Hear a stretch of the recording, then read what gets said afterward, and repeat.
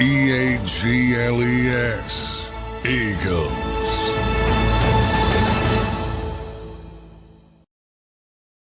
Welcome back to Football 24/7, you guys. I'm your guy, Tone DeShields II. This is John McMullen, our Eagles insider on JAKIB Sports. Make sure you guys smash that like button. Make sure you guys also give us a subscribe. We would appreciate all the love and support you guys provide to the JAKIB Sports YouTube channel. If you guys want more from John, also check him out on si.com and jakibsports.com, and check him out on Burge 365 with himself and Jody Mack. John, Tuesday, September 19th. 6:30 where you are. How you feeling, my man? Doing well. Trying to figure out what the Eagles are going to do with slot corner. The rumors are flying, aren't they? Yeah, brought in William Jackson, but he's not not typically a slot corner in his career. So he's played 95% of his snaps outside. So it's going to be interesting. Nick Sirianni talked about his in-house options, and he said he likes them. So maybe they're looking for some depth outside. Maybe that allows them to move James Bradbury inside. A lot of possibilities. But I would say with Bradbury, because that's been such a big story. Boy, it doesn't make sense to me if they go that direction to take in an all-pro player, and that's what he was last season, all-pro outside cornerback, and move him inside. And say if you sign William Jackson and play him outside, to me, you're making two positions worse instead of one. So okay, let's stay there for a second then. I mean, obviously, like you said, Bradbury was a second-team All-Pro last year. Playing on the outside. That's where he's historically played. But why do you think it would be to James Bradbury and to this team's detriment? Now, obviously, again, we know he's better played outside, but I want to know a little bit more detail. Is it like a speed? Is it something from a technique standpoint that you think he lacks, whereas though you don't think he'll be better? You don't think he can serve the Eagles being in the slot? Well, it's not that. He's probably the best player they could put in the slot, but he's not as good a slot cornerback as Avonte Maddox. So you're getting worse at that position. And you're getting worse at outside cornerback because you don't have Bradbury at outside cornerback. So that's my thought process behind it. I mean, typically, James is 6'2", 215-ish. Point to me another slot cornerback that's 6'2" and 215. Generally, those guys have to have short area quickness because they're dealing with the Julian Edelmans of the world, the Wes Welkers of the world, if you want to go back to the Patriot days.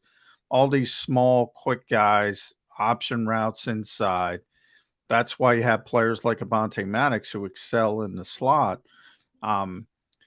Now, there are some, and why the Eagles did it, and I like the thought process. We didn't get to see it this week against Minnesota or last week, but, TJ Hawkinson plays in the slot a lot. So, that makes some sense on an individual week. Maybe later in the year, Travis Kelce, that makes some sense. Play him inside, try to deal with a player like that on a short-term basis. Consistently, I mean, think about Tampa Bay this week. Not a great team. You got Mike Evans on the outside. He never plays in the slot. Chris Godwin does. I want James Bradbury on Mike Evans, not Chris Godwin. That turns a strength. I don't know if anybody's a strength against Mike Evans, but you at least got a better chance to deal with him than other teams. And Chris Godwin, there's a lot of quickness inside, even though he's had some injuries. It doesn't make sense to me. I hope the Eagles aren't going to do it, but a little bit scared after they brought in William Jackson. And I started looking at William, and 95% of the snaps he's played in the NFL are outside. So he has no slot experience either. So why do you think they even decided to bring him in? I mean, is it strictly talent with him, and they think they can maybe utilize that talent in the slot? Like, why bring a guy in who has almost no experience in the NFL playing in the slot? Well, he's got, they have behind Slay and Bradbury right now, they have no experience, period. Forget about experience in the slot. So they have 4 corners, Josh Jobe, Mario Goodrich, Calais Ringo, Eli Ricks, combined 119 NFL snaps between them. Mm. And most of those took place against Minnesota. That was the first time they all got playing time, basically. Well, Ricks and Ringo didn't play, but Joe played the entire game, and Goodrich played about 39 snaps. First time they ever played. So this is a Super Bowl team. I think they looked at that and said, we don't have enough depth here, not enough experience. So if they weren't a Super Bowl team, you would, because it makes me wonder, how do you develop your depth? If they don't get the opportunities, right? But you said they're a Super Bowl team, so do you think because you're a Super Bowl team, that automatically, and maybe it's a rhetorical question, but that automatically trumps trying to improve your depth, which can probably help you in the long term in case you have more injuries? Yeah, I mean, that's part of it. If they're like an 8-win team, 9-win team, like they're going to win some, they're going to lose some. I'd say, yeah, just play Goodrich and, let the chips fall where they may. But, yeah, if I'm, last year, take a look at it when Jordan Davis and Marlon Tuipulotu went down. Here comes Linval Joseph and Ndamukong Suh. Same thing here at corner, I think is going to happen. We'll see. If they sign William Jackson, probably by tomorrow, if they're going to make that decision, they're going to bring him in.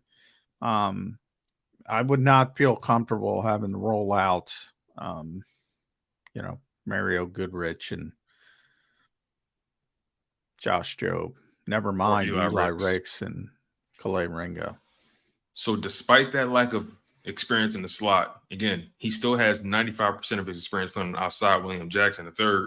Despite that lack of in the slot, you still think the Eagles are better served having a guy like that rather than having a younger guy who's more naturally adept at the slot? Well, I mean, this is a proven player. I don't. He's 30 years old. He had a back problem last season, so you got to kick the tires and see, is he healthy? Number one, but if he's healthy, yeah, I mean, his former first round pick was really looking like a star early in his career with Cincinnati.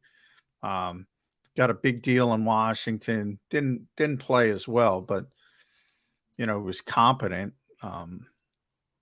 And that's all you're looking for at this stage. Understandable. Now, let's stay on the injury side of things. Can you provide us any sort of context, any updates when it comes to Maddox, Blankenship, Bradbury, Gainwell, those guys? What's the future hold for a guy like Maddox? We know he tore the pec, and there's a likelihood of him being out for the season. But I mean, his situation is so interesting because he's in the second to last year of his deal, if I'm not mistaken. And then a guy like Blankenship, young guy, undrafted last season, trying to get as many reps as he can get, so he can prove himself.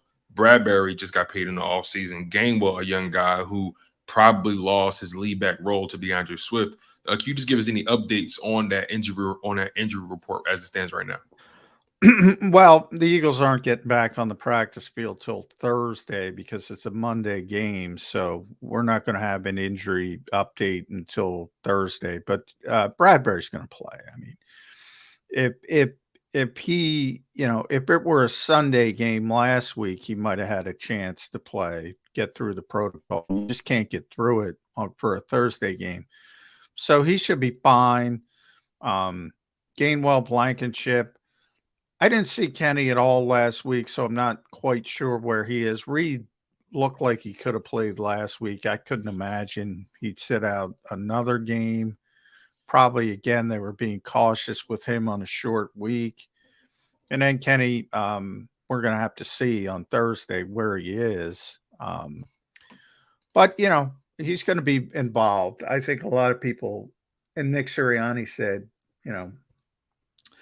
it's going to be the hot hand still. So I don't think, use that term won. I don't think anybody won anything. Kenny's still going to be, when he is healthy, he's going to be the two-minute back. He's going to be the red zone back. He's going to be a high leverage back. So he's going to get plenty of touches. What I don't think we're going to see is any more 2-touch games for DeAndre Swift. He earned the right to be involved, but I don't, you're going to see Kenny Gainwell when he's healthy. For people that don't want to see that, get ready, because you're going to see it. Well, here's the thing, right? And we're definitely going to get into the NFC East. I know a lot of you guys are here for that conversation. But just staying on the running backs for a second, I'm looking at what DeAndre Swift did. We haven't seen any game similar to that from a Kenny Gainwell throughout his career. I mean, obviously he played behind Miles Sanders. He's always done the most with his opportunities as he possibly could. We know he's a talented guy, but Swift just looks more explosive to me. I mean, he just seems like a guy that just. Well, he is more explosive. He's got a bigger burst, but you have to be very careful when you talk about one games. You have to look at the context of the game. The Vikings aren't that good. You're right. The Vikings aren't that good defensively, and they played light boxes. Their plan was, and if you think about it, it makes sense. They're trying to limit A.J. Brown, Devontae Smith, Dallas Goedert, and the running game of Jalen Hurts, the off-schedule stuff, not the off-schedule stuff of Jalen Hurts. That was their game plan. We want to take that away and have DeAndre Swift beat us. He did. All credit, but he's facing light boxes the entire game. They never made that adjustment because they didn't want to make that adjustment. They felt that was their best way to sneak out of there with a win. So you have that, and then you fast forward to Tampa. All of a sudden, you got the big guy in the middle, Vita Vea. Ain't going to be that easy Monday night in Tampa, no matter who the running back is. If you want to bring in Jonathan Taylor, ain't going to be easy. It's really difficult to run on that team. They were top 5 in run defense 3 consecutive years. Before last year, they slipped a little bit, fell to 14th, had a lot of injuries. Shaq Barrett, Vita wasn't completely healthy. Now they're completely healthy. Whole different ball game. Whole different ball. That's why you can't just take one game out of it and say, well, I mean, if roles were reversed and it were Tampa on Thursday night, you probably got to win that game throwing the football. And if it were Minnesota on Monday night, you're probably waiting for that 175-yard game. But I said that stat, on Birds 365. I'm sure people have heard it. 133 yards before contact. 6-man boxes they were playing. They were saying, well, we know we can't deal with AJ, and even Devontae got 2 deep throws anyway, even with them trying to take it away. Yeah. They were saying, we know we can't stop that, so pick your poison. And to the Eagles' credit, they took advantage of it, and they said, took them 15 minutes, but they said, all right, you're not going to you're going to play those light boxes. It was just inside zone, inside zone, inside zone to the finish line. We're all looking forward to that Tampa Bay Eagles NFC matchup on Monday night. But I think what a lot of people are more so looking forward to is where the NFC East falls, because obviously the Dallas Cowboys, they look like they're ready to win it all right now, but that's typically what happens with them early in the season. They like to win the Super Bowl in September. But regardless, they're 2-0 right now. They had a dominant win over the Giants, another dominant win over the Jets. The Commanders, they managed to survive the Cardinals, had an epic comeback against the Denver Broncos, a team that a lot of people had a lot of high expectations for. Sam Howell looks serviceable. Brian Robinson, their running back, looks really dangerous right now. That defense is looking pretty good. They're talented all across the board. The Giants, they're 1-1. They didn't put up any points until about 6 quarters after opening week, but they managed to get it done and still stage their biggest comeback in their franchise's history against, who was that? against the Cardinals. Arizona. Against the Cardinals. So, I Arizona. mean, Not I'm looking. impressive. I mean, yeah, you know, your context and your opponent matters, right? But still, I'm looking at this NFC East, John, and Cowboys, they're looking as that defense especially is looking as dominant as ever. Commanders and Giants, they just look like two gritty teams, teams that are just going to be a tough out regardless. But more so the Commanders. What's your overall opinion on the NFC East right now? And should the Philadelphia Eagles be somewhat relatively concerned with how gritty and tough the division looks as of late? They should be concerned with the Cowboys. The Cowboys are good. I'm sorry. I'm sorry, Eagles fans. They're good. It's just a matter of how good, just a matter of how healthy everybody's out. Like, you know, we've seen injuries all over the league. I mean, Aaron Rodgers, Nick Chubb, Avonte Maddox to a lesser degree. Well, Saquon's got a sprained ankle. Those guys are done for the season. Correct. You know, if Micah Parsons gets hurt, if, you know, even Tony Pollard gets hurt, you know, things can change drastically, but that's every team. At full strength, they're freaking good. Well, let's stay focused on them then, right? Let's focus on the Cowboys. Then you said at full strength they're good, and I agree with you, right? I'm not one of those fans that are kind of blind to the sauce. The reality is the Cowboys are a team to be reckoned with. That Cowboys team, they, you know, just tell me how you feel about them right now. Top 3 team in the NFL. I mean, they are loaded. You know, Micah Parsons looks like he's ready to have a defensive player of the year type season. Well, he was number 2 the last 2 years, so he's always in that category. Stephon Gilmore, I thought, was a huge pickup. They didn't have that second corner last season. Now they do with Trayvon Diggs. They're healthy now in the slot. They're really deep at safety. They have 3 safeties. They play a lot of big nickel. You saw Ron Kearse get an interception. The front is unbelievable. It's like the Eagles. I mean, they get pressure on freaking every down. Now they got Mozzie Smith, so they can defend the run a little bit better. They can play those 50 fronts as well. Zach Martin's still killing people. You know, that's a first ballot Hall of Fame guard. Tyron Smith is healthy for now. Now they have to see, he's had some injury issues. And generally, as you get older, they tend not to go away. CeeDee Lamb look unbelievable. The Jets have one of the best defenses in the NFL. You can talk about, yeah, they lost Aaron Rodgers, so they're not equipped to compete. But they have one of the best defenses in the NFL, and they couldn't do a damn thing with CeeDee Lamb. Couldn't cover him. The Cowboys are good.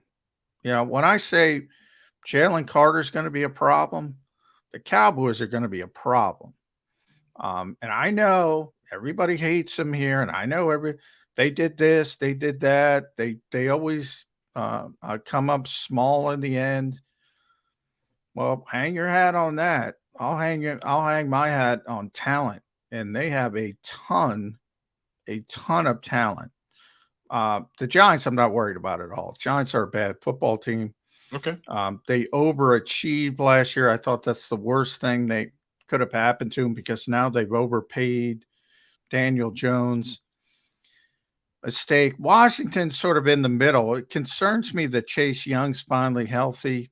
And if you add him, and he got 1.5 sacks on Sunday, if you add him to Montez Sweat, Jonathan Allen, Daron Payne, that concerns me a little bit. Sam Howell's better than what they had at quarterback, so they're a little bit better offensively as well. But they're not great. They're sort of a middling team. But that front could be an issue if Chase Young, especially, it already is an issue, but if Chase Young is healthy and playing at a high level. But understand, the Commanders, they beat the Cardinals. and they barely beat the Cardinals, and they barely beat the Broncos. Again, context, these are all small sample size, 2 games. Yes, that's true. That's They very true. played 2 really bad football teams, and they barely got out of each with a win. So give them credit for winning. It's better than losing. There's a lot of 0-2 teams. I'd rather be 2-0, but the tougher part of their schedule is coming up, to say the least. That's true. I guess when I look at the Commanders, right, I see a team that, in my opinion, they've always had talent scattered through that roster, but couldn't really get the quarterback position right. And I personally feel like they've struggled with their coaching hires. I think they got it right with Eric Bieniemy, and I'm seeing him utilize this roster, to the best of its capabilities. I mean, I understand the Giants and the Commanders, they haven't really played much of anybody, but those division games are always tough. And if those kind of teams are playing with a certain level of confidence, the Eagles should be worried. I mean, the Eagles did lose to the Commanders last season. Yeah, I mean, they are tougher. And that was the only game before the Super Bowl that Jalen Hurts lost. The Eagles really played poorly in that game, though. And it was sort of like 3 yards in a cloud of dust for Washington on the ground. Yeah. Turned the ball over like 3 or 4 times. I mean, they still could have won that game. It was wild. It's, and you're right. Division games are always a little bit tougher. And I'm not saying they're going to sweep them or anything like that, because Washington beat them last year, and then they could beat them again. But the Eagles are clearly better. I can't sit here and say the Eagles are clearly better than the Cowboys. I think they're competitive. I think, they have as good a chance as the Cowboys do. But through 2 weeks, and again, it's a very small sample size. Correct. Through 2 weeks, Dallas has been the best team in football. Doesn't mean anything. You can't win anything on September 19th, wherever we are. But they played better than the Eagles have. I think that's fair to say. If you look at PFF and their grades through the first 2 weeks, they have the Cowboys number 2. They have Miami number 1. Cowboys are number 2. Eagles are number 6. As far as Washington, this is overall. Washington is number 14, and the Giants are 32 of 32. Worst team in football through the 2 weeks. And that's, offensively, I'll run it down since we're doing it. Hasn't been as impressive for the Cowboys offensively. The Eagles are the top team offensively at number 11. Cowboys are 14. Washington is 15. And the Giants are 25. So that's how they come out offensively. Defensively, as you might expect, Cowboys are number 1. Washington number 8. Eagles are number 11. And the Giants are number 29. And if you want to go to special teams, Cowboys are number 2. They have a great special teams coordinator in John Fossil. Eagles have been better. They're number 17, which, they were bottom 5 last year. So that's a improvement. The Giants are 30th, and Washington is dead last at 32. So that's sort of the 3 phases. I'm looking at the quarterback position in the NFC East as well. Obviously, Jalen Hurts and Dak Prescott, they lead the charge, and then you have Daniel Jones and Sam Howell there.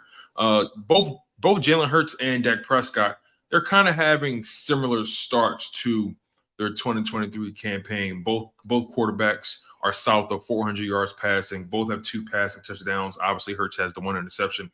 Dak hasn't turned the football over yet. It looks like to me, McCarthy is utilizing his running backs a lot more this go around. It seems like they're running to lead to the pass, and the Eagles are clearly struggling on offense right now. To me, the Dallas Cowboys defense is kind of leading the charge. I'm still of the mindset that the Eagles defense has created a lot of opportunities for the Eagles offense. Therefore, I feel like they're kind of dictating things just a bit. But that's just my opinion. What's your thoughts? What's your thoughts on the quarterback position as it stands in the NFC East? I did think before the season that Dak wouldn't turn the football over nearly as much as he did last season because he's never I done agree. it before. I thought it was an anomaly. He had a bad season. I thought he would come in taking care of the Yeah. football. So I expected that. I don't think either has played great throwing the football, to be honest. And Jalen, hasn't been himself. I think, he got a couple of unique looks back to back with Bill Belichick and Brian Flores. I think that again, small sample size as you get into the season and he starts seeing more normal looks, I think he'll get a little bit more comfortable. Unfortunately, we got 3 in a row because it's Todd Bowles. Todd has a history of um, against the Eagles and against doing some nice things as far as things defensively. I think ultimately the Eagles will out talent Tampa Bay. It'll be very similar to the first 2 weeks. They have much more talent, so they'll be able to overcome it most likely. But you're probably going to see some ugly football again, lack of style points, whatever you want to call it. But this isn't college. I've been saying it all week. You don't get style points in the NFL. So as long as they keep winning and they can get to the portion of their schedule that they're going to see some more normal looks, for lack of a better word, I think the better. And that'll come probably, week 4 with Washington or I forget who they play first. I think they play Washington before the Rams. Both of those games, more normal defenses. So I think things will start to pick up at that point as long as they, that's strength versus strength with Washington, the Eagles offensive line versus Commanders defensive line. Yeah, this matchup with the Tampa Bay Buccaneers, and we're going to dig deep into that as the week progresses. But Jalen Hurts completing 71% of his passes right now. Yeah, the offense hasn't really been sexy. The offense hasn't been as explosive as a lot of people would like to think. But I mean, completing 71% of your passes, as it stands right now, he could be doing a lot worse for himself. A lot of people have said, he's looking like the Jalen Hurts of 2021. And I partially can see what they're talking about, but I feel like there's still a higher level of efficiency and accuracy this go around than it is in 2021. The Eagles have about 7 days left, about 6 or 7 days left to prepare for the Tampa Bay Buccaneers. How do you think they should be spending the rest of this time right now? Well, the coaches get extra time. The players, it's a normal week for the players. As I said, they'll be back on the practice field Thursday. It'll be everything's kicked back a day. So Thursday, Friday, Saturday. And they'll prepare like a normal week. And I do think, they're going to come in with the thought process of, it's probably going to have to be more pass heavy this week than against Minnesota. Although they came in against Minnesota seemingly wanting to throw the football, and then as shifted in game, which I think is good. So, but I think they'll see Vita Vea up front, and they know, they've been through Tampa before, been through Tampa in the playoffs. Really difficult to run on when those guys are healthy. Very athletic linebackers with Devin White and Lavonte David, so they could chase the quarterback as well, more better than most linebackers. So it limits the quarterback run game, which has actually probably been the most disappointing aspect of the Eagles offense so far. They just can't get loose on that because people are very aware. Look, does he look slower to you? Does Hurts look a little slower to you? He does, but I think it has to do with, as I mentioned, especially with Flores. I mean, he came into that game. We're going to stop the off schedule stuff. and he had Ivan Pace, who's a young, very athletic linebacker, sort of spying Jalen Hurts behind these blitzes and trying to keep him penned in, and he did for the most part. And that's when the Eagles shifted to the running game. And at that point, it's, as I said, who cares about style points at that point? They ran for 256, I believe. Yeah, something like that. It's interesting to me because obviously Brian Johnson, he's going to go through his growing pains as the new play caller for the Philadelphia Eagles. And week 1, it kind of seemed like he was trying to jam a square peg in a round hole at times. Week 2, it almost started off like that, but then he kind of realized pretty quickly, I need to lean on my running game. They're dropping back 8. I need to, take advantage of this light box. Is that a sign of something positive in the future for Brian Johnson because of how receptive he was to how the game was being called at that time? Because again, the passing game is struggling right now. And there's going to be some growing pains between Jalen Hurts and Brian Johnson. The off-field relationship doesn't automatically translate to the on-field chemistry and relationship.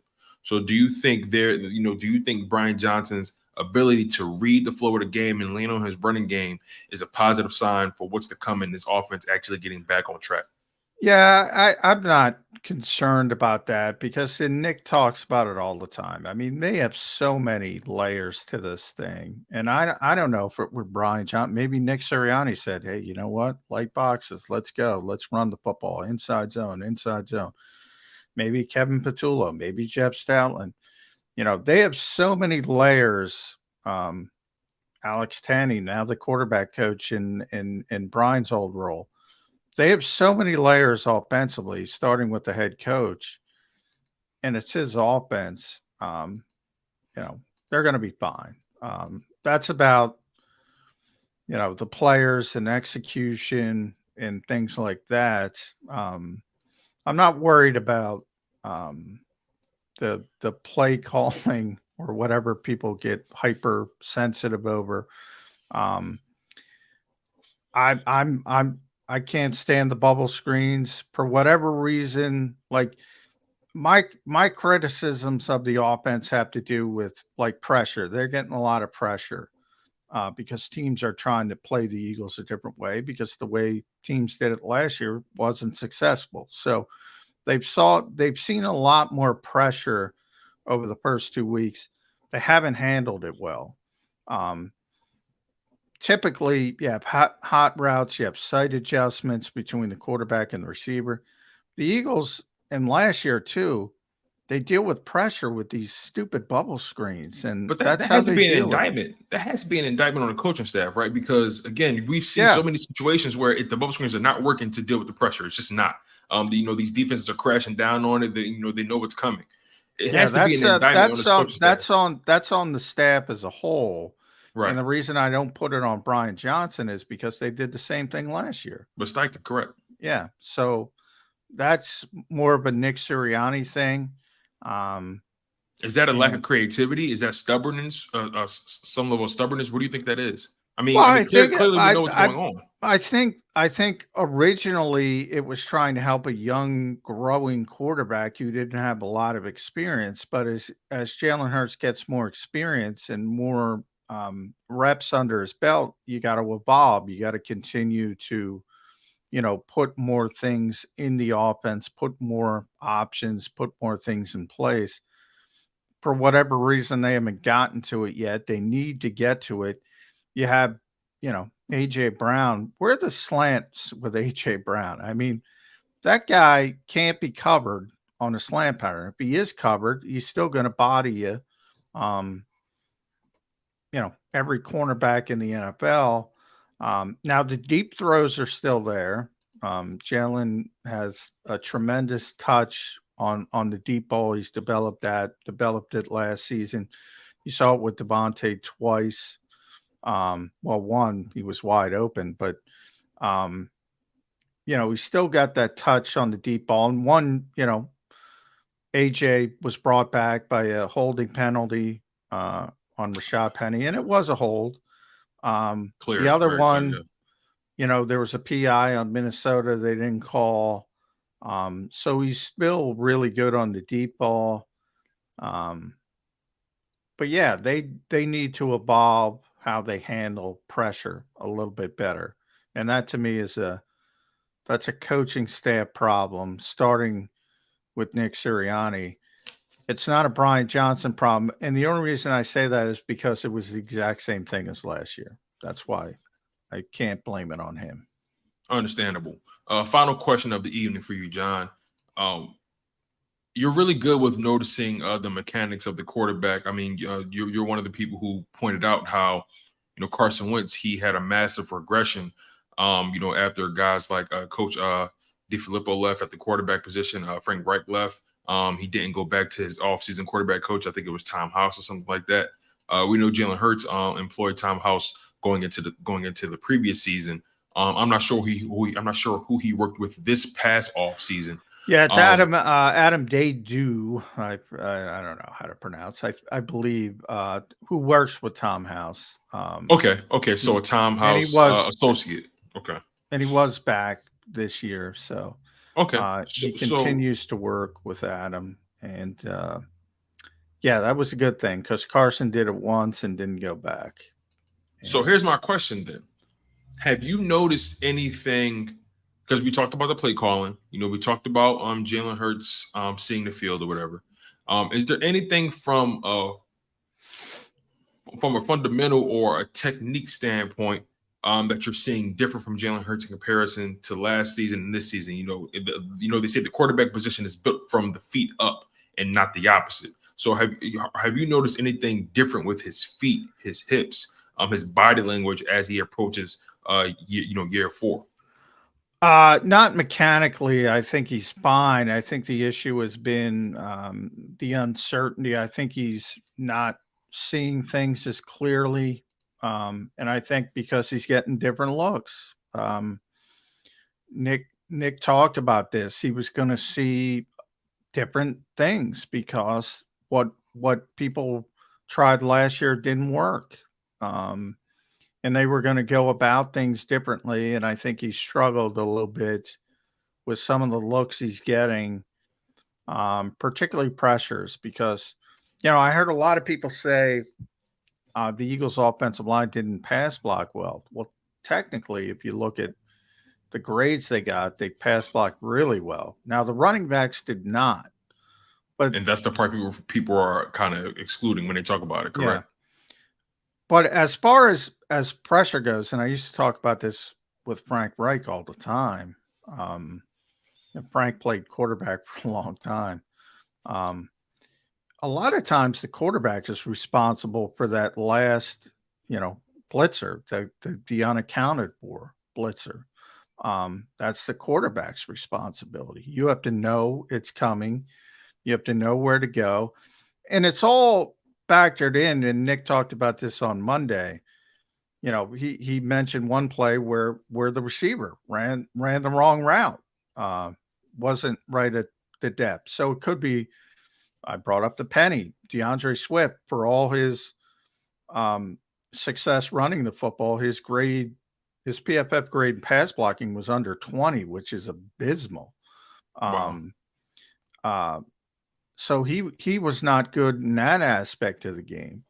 And I don't think Jalen was good either. And I don't think the coaching staff is good. So you have a perfect storm of not being able to handle the pressure that had nothing to do with the offensive line.